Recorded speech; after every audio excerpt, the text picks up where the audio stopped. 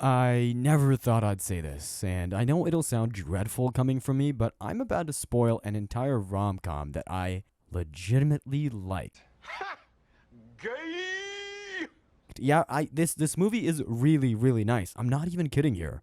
But since this channel's whole shtick is that I have to be an asshole who reviews films, get ready for some high-octane shitting. Let's go. Oh look, it's one half of Tenacious D, the one with her hair on his head. How the hell did he land a girlfriend like that? And look at that, it's Cameron Diaz. She looks absolutely crushed. She sure has come a long way since that movie where she had semen in her hair. Back then, I used to call her Cementa. Huh. I know this old man from somewhere. I'm sure I'll figure it out. And look at that, Jude Law. Imagine Dumbledore slash Marvel villain slash Dickie Greenleaf slash Dr. Watson years before he commercialized himself, and you get this Brit Bong heartthrob. And oh my, it's Rose. Apparently she got a job at a news agency after surviving Titanic. So, the first big reveal of this movie is that our little Rose is a simp. Karen here is talking to her about actually moving on, but apparently, Rose is too much of a doormat to do that. In fact, she even has a little present for him that she gives to him in the office. Now, Jolly J. Jonah Jameson by Jove shows us that Daily Bugle-ness crosses country borders and proves how much of a dick he is by putting Rose in charge of reporting on the news that her ex and his current are getting hitched. Simply astounding. I hadn't seen dick riding this hard since that time Sam Bankman-Fried swindled people out of hundreds of billions of dollars. Rose the doormat then uses the glitz and glamour of the British public transport to reach her modest home at damn, this is fucking prime real estate. I mean, this house sells for millions of fucking pounds. Rose the doormat must be fucking loaded. How can she lack anything in life? Well, except for a boyfriend. Next, we cut to a long-ass montage of a house somewhere in LA, almost as big as the one Hassan Piker bought with the money he took from his idiotic communist audience. In this home, we see this discount Paul Rudd guy, who for some fucking reason managed to snag Cameron fucking Diaz in a relationship and decided to cheat on her with...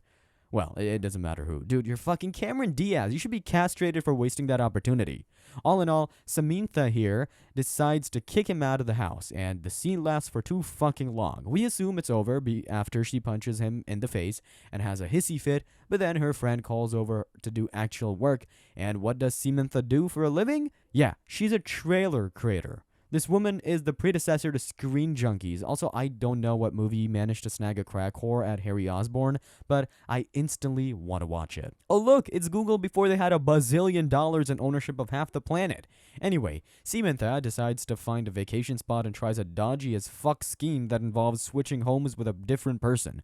And that person just so happens to be our little doormat here. Oh, please kill yourself. Please kill yourself.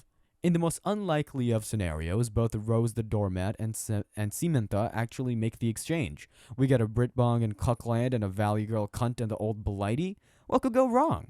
So they both run to their respective flights, endure some in-flight shenanigans, and Samantha even gets the honor of having her own honest trailer mid-movie. By the way, I know that these fake trailers appear throughout the film, but I refuse to acknowledge them. We get it. She makes trailers. It's all there. Both Rose the doormat and Samantha arrive. Throughout their travels, we hear the music from the Sims games. I know this movie's scored by John Williams, but I believe he really phoned this one in. Either that or he gave the rights to the developers of the Sims games to have their way with its tunes. Anywho, Samantha is met with snow that is almost as white as she is. She would cry over her raw deal, but apparently she's unable to cry. And yes, that's an actual plot point in this film. Rose the doormat, on the other hand, loves the fact that she gets to spend some time in a huge fucking mansion. Female drivers. Oh, sorry. American drivers. So, what are you in for? Cultural insensitivity and typical canceling. Oh, okay. Want to bend over and take some cock? Anyway, Samantha enters her Karen mode, buying up an entire goddamn shop, stocking up on alcohol and shitty food, and watching god-awful British sitcoms. She parties out by herself, showing the audiences how pathetic she is, and then has a stare-down with the doggo. Not even kidding, she has a stare-down with the shaggy little pupper. Meanwhile, over in Cuckland, Rose the doormat is splashing her sexy, thick British buns in the pool, and just as she's about to use this ancient device known as the DVD player, someone rings the door. It's Tenacious D and his implausible sexy lady. Tenacious D chats Rose up, and the girl is so pathetic and lonely that she almost simps for him. Hell, she almost simps for the old guy that happens to pass her gate. And again, I know that old man from somewhere, just gotta figure out where. And over in Old Blighty, Samantha meets her own love interest, Jude Law, who came out from a night of heavy drinking after learning he has to act opposite Brie Larson in a Marvel movie. The poor dude is so desperate for contact with an actual woman that he strikes up a conversation with Samantha. And once the awkwardness goes away, even more awkwardness ensues when he kisses her. And good God, this flirting scene lasted too long. Honestly, I've seen childbirths that went by quicker. But as is the case, the two instantly develop a thing for one another. After a night of rowdiness, the star-crossed lovers decide to go their separate ways. Samantha is not satisfied with her accommodation, and Jude Law is still reeling from his death in a tiny boat, while Matt Damon was crying and embracing him. Rose the doormat lives up to her name, of course, since the man of her dreams is literally using her to his advantage. And I can't blame him. He's maximizing his output and going with every tactic that brings him success. Hey, if his wife won't suck his ding-dong, he has a thick, whiny, desperate boob lady who will literally throw herself at him. And speaking of desperate women throwing themselves at British men, Samantha decided to stay after all. Otherwise, this movie really couldn't happen. Now, back to Doormat. She observes the beautiful scenery, evidently already used to driving on the wrong side of the road, unlike Samantha. Because dumb Americans, am I right? And all of a sudden, she spots an old fart and decides to pick him up in an off chance he might carry some spare cash on him. Now, where do I know him from? He's just so... Wait a goddamn minute. That's Tuco. That is fucking Tuco.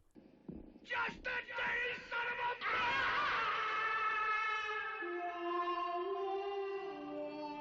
a... The busty British babyface is in the presence of one of the greatest characters in the history of Western movies. Fuck yeah, this is the absolute best thing to ever happen.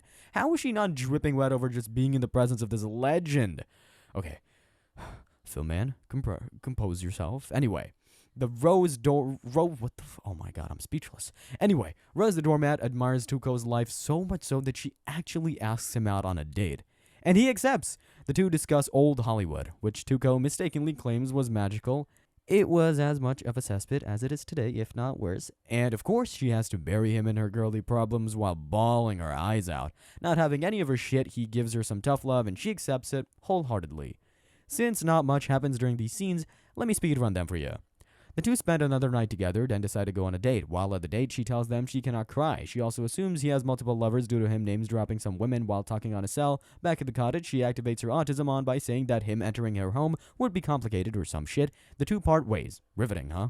Of course, since this is a sappy Hollywood story, the sappy love part has to have the fat guy and the needy British chick develop sparks for each other, while the Hollywood part has to have a bunch of old Jewish industry veterans exchanging Jew jokes over a menorah.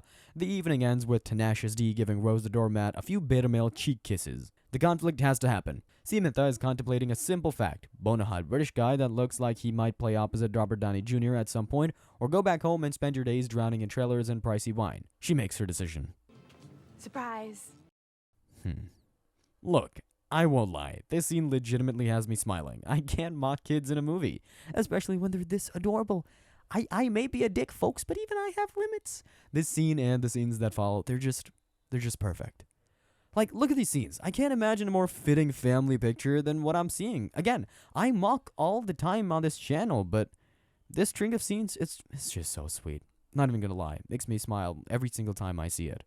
With the girl sleeping, Jude Law explains to Samantha why he is torn as a person and why he can't really both date and be a single dad and act in several blockbuster movies. Her infertile ass understands, and the movie gets dangerously close to becoming a little too serious. Gotta hurry this up, running out of script space. Anyway, Tuco refuses to attend an event where Hollywood freaks would honor him with an award. Rose the doormat convinces him to go. They start exercising, and she hopes she can cure his 150-year-old hips enough for him to move. Meanwhile, she has a bit of a phone call with 17 relevant people and learns that her brother was rooting her house guest.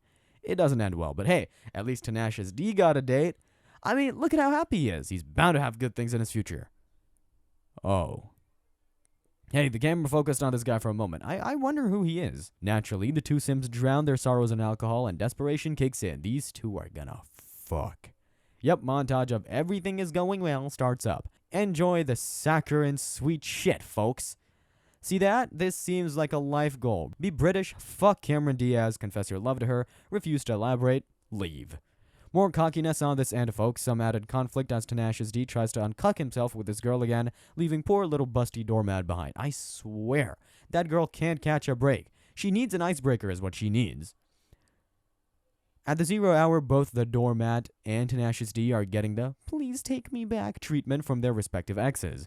And while we still don't know what Tenacious D did, we can outright see that Rose loses her doormat role and finally kicks a bastard out, and all while smiling. Good girl.